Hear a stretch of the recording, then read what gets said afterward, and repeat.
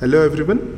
So now let us begin with the second experiment for your PUC first year, that is the Bunsen burner, the study of Bunsen burner. Now before beginning with the Bunsen burner, there are certain rules to be followed in chemistry lab. First thing, okay, when we use the Bunsen burner, the first thing is never leave the Bunsen burner unattained. Okay, when you have finished your work using Bunsen burner, then you have to switch it off and then move aside. And before lighting the Bunsen burner, see that there should be no flammable, any substance, any liquids nearby your Bunsen burner.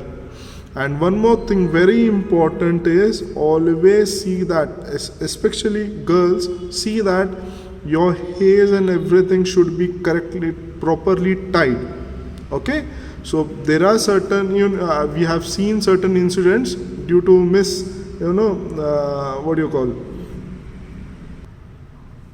due to not correct behavior of the negligency, they have caused themselves as well as to the others very troubles.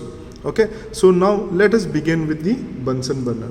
Now this Bunsen burner is used to heat any substance. Okay, it is used to heat any substance. Now the LPG, liquefied petroleum gas, is used as your fuel in this Bunsen burner. Okay, it's primarily a mixture of your propane and butane. Okay, now before starting with the burner, initiation of this burner, we need to understand the parts of these burners. The first thing, if I just dismantle it, I'll just show you. The first one is called as your base. This is your base. Now this base, it is an heavy metal block having this side tube. Okay, through this side tube your gas enters.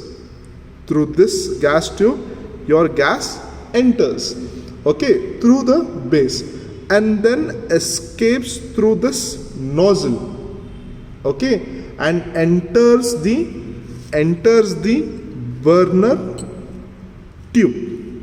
Okay, so this is a base where gas enters from this part, and moves out till this nozzle. Okay, now again I'll repeat this. See here, this is the base from where gas comes out, and this is your nipple. Okay, now the first base is done. Second, burner tube. This is a burner tube which is hollow, right? It is hollow cylindrical metal tube, right? Now you can see it has some holes to it. Okay, it has certain holes to it. These are called as your air vents or air regulators. Okay, air regulators. Now air vents बोलता हूँ मैं इसको presently, ठीक है? Air क्या बोलता हूँ उसको? Air vents बोलता हूँ, ठीक है? Now or air holes to be precise, ठीक है? Now this has some knob to it. You can clearly see this knob. I'll just remove it and I'll show you. This is called as your, okay, just a sec. This is called as your air regulator. This is called as your air regulator. Okay, now when you have done this air regulator, what it does, it is a metal ring. So what happens here is, on turning this air regulator around this burner tube, air holes, the air holes that you can see here, right, it can be closed or it can be opened. So this regulates the opening and closing, regulates the supply of air to these gases. Fine? Okay, now the air holes, these holes are opened or closed through this regulator. Okay, now this Okay. Now, so let me start the. We'll open the Bunsen burner. We'll ignite this Bunsen burner. Okay. So now this Bunsen burner is there, where this tubes from side tube gas is coming in, and this is your burner tube. So let us ignite this and look what is our luminous flames and what are non-luminous flames. Right. Okay. So before igniting any or starting any Bunsen burner, see that you shouldn't have any volatile gases, liquids nearby your Bunsen burner. Okay, now let us start. Okay, now we have, you can clearly see this flame, right? I guess you can clearly see this flame now. Okay, now we have two types of flames now. Okay, one is from this part, you can clearly say, okay, yes. Now, one is luminous flames and non-luminous flames. Now, for the luminous flame, what you need to do is just,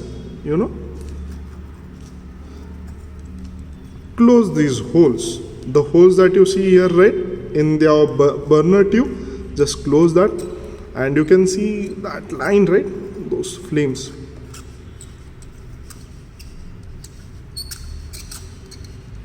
Yes.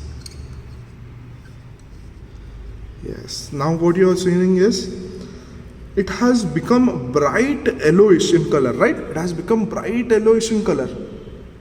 Okay. And now it will be having some soot to it. Okay. Some soot to it. For the soot, I'll just show you. Okay. For the soot, suppose I take a test tube, now filled with water, it's clear, right? Okay, I'll just place it above the flame. Okay, I'll just place it above the flame. Now, you can clearly see the soot that I'm talking about.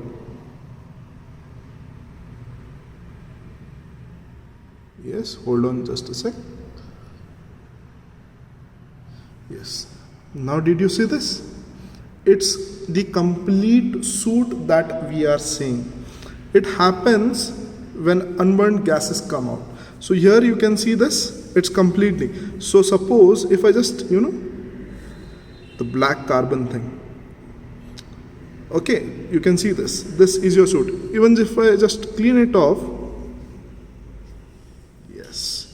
Now the soot has been gone there, right?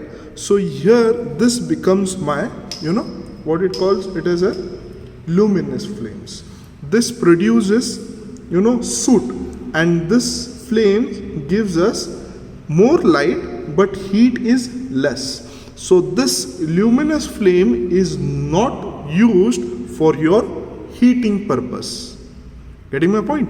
Now, in this you can see when the this luminous flame is possible when the air vents is being blocked. Okay. Now let us make this luminous flame into non-luminous. So at that time we just need to open the vents. You can see this. Yes, from these vents you can clearly see this. The sooty flame has been reduced almost 90%, and you see a clear gases here. Okay, now this non-luminous flame consists of three distinct parts. The first part I'll just show you from here till here. What you see, that is called as your dark inner zone, from this part to this part, this part to this part. Okay, I'll just bring it closer. You can clearly see this now. Yes, the inner part you see, that is called as your inner zone. Now this zone consists of your unburned gases, and this zone is called as your cold zone. This zone is called as your cold zone, and it produces less heat. This produces less heat. This was the first part of the non-luminous flame, that is your dark inner zone. Second one is your non-luminous middle zone. So this So this middle zone you see, that is called as your luminous middle zone, and it consists of, you know, incomplete combustion of your fuel gases. This consists of incomplete combustion of your fuel gases. Okay, and the last one is your non-luminous, the bigger part here. This is called as the outermost zone of complete combustion. Hence, it produces your maximum heat and gives you higher temperature. So this zone you see, that is called as is used for your heating purpose. Getting my point? So therefore, when I take a test tube, I need to heat anything, I place it just above this flame. Right? I just place above this flame. From this part will be my highest, you know, this part is this zone is used for your heating. Because why? It gives out more heat. It has maximum heat here. Yes, see, it has started to boil itself now itself. So this produces your highest. So this will be your coldest part, this will be your middle part, and the last one is your non-luminous outer layer. Getting my point? Yes, thank you.